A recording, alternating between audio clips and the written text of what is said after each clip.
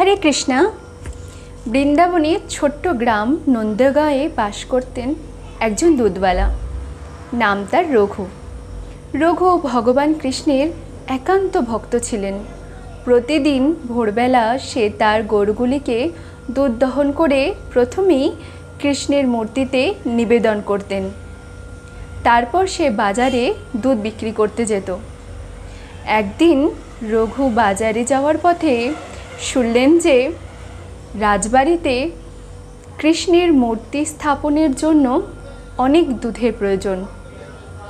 রঘু ভাবলেন, আমার দুধ যদি ভগবানের কাজে লাগে তবে এটাই হবে আমার জীবনের সার্থকতা।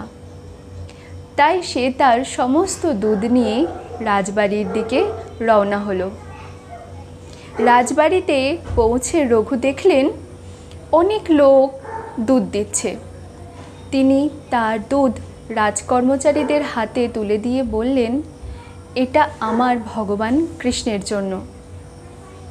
সেই রাতে রঘু স্বপ্নে দেখলেন ভগবান কৃষ্ণ তার কাছে এসে বলছেন, রঘু, তুমি আজ তোমার সারা দিনের দুধ আমাকে নিবেদন করেছ। আমি তোমার ভক্তি জানি।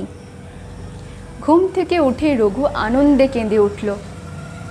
পরের দিন সকালে রঘু তার গরুগুলিকে দহন করতে গিয়ে দেখলেন